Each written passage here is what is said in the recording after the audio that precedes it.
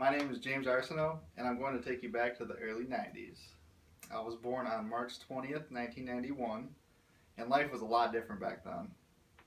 This was when George Bush Sr. was the President of the United States, not the George Bush people think about today. George Bush Sr. was the president during the Persian Gulf War, so even go back to the early 90s, the United States was dealing with conflict in the Middle East. While the war ended on the 28th of February, it was on March 6th that President Bush officially stated that aggression is defeated, the war is over. Then, one day after this, Iraq still continued to explode oil fields in Kuwait. This just shows how effective getting the United States involved in Middle Eastern affairs is. The famous LA riots that occurred in 1992 started because of Rodney King being assaulted by police officers on March 3rd in 1991. Rodney King was beaten by LA officers following a high-speed chase. Someone witnessed and videotaped the beatings and then sent the videos to the local news station. This raised public concern about the way the police treat minorities in the United States. And when the officers were acquitted of their crimes, the LA riots broke out. This kind of translates today, even with all the racial tensions we're dealing with now. On a lighter note, the cost of gas was about half as much as it is now, sitting at around $1.12 a gallon. It's crazy to think about how I could fill my gas tank up for $10. But really, the average income back in 1991 for someone was about $30,000 per year, and it's at $53,000 today. So honestly, that $10 I would use to fill my gas tank then is basically the same as the $20 I pay now. Now let's get to the music of March 1991. You might have heard about Michael Jackson and his sister Janet Jackson. They both signed huge record deals this month. Michael signed a $65 million 6-album deal with Sony Records, and Janet signed a $40 million 3-album deal.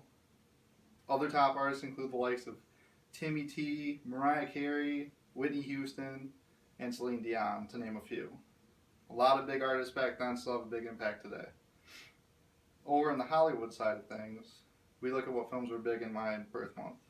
Silence of the Lambs was the top box office hit the first 3 weekends of March. This was a pretty creepy film about a cannibalistic serial killer who skins his female victims' corpses to fashion a skin suit for himself to wear. This man is known as Buffalo Bill. There weren't any other blockbuster movies released this month. Like the top movie the other 2 weeks was a sequel to the Teenage Mutant Ninja Turtles. Big time NBA player Wilt Chamberlain had his number 13 jersey retired by the Philadelphia 76ers. He had the highest scoring game in NBA history, 100 points in a single game. That's more than a whole team score most games. He holds numerous other records that stand tall today. The highest single season average, the single season scoring record, and many other records. Meanwhile, the Sacramento Kings set the NBA record of consecutive road losses with 29. The NFL owners stripped Phoenix of hosting the rights to the 1993 Super Bowl due to Arizona not recognizing Martin Luther King Day, which could have possibly also been because of the Rodney King beatings and everything with the racial tension. Women's tennis player Monica Seles ended Steffi Graf's streak of 186 weeks, ranked as number 1. I don't follow tennis much, but that's a very impressive streak that ended the month I was born. Brett Hall, an NHL player for the St. Louis Blues, became only the third NHLer to score 80 goals in a season. The New York Daily News started using the motto, "Forward with New York." The last issue of the Dutch newspaper, which translates into English calling itself Free People, was issued on March 30th. Albania offered its first multi-party election in 50 years.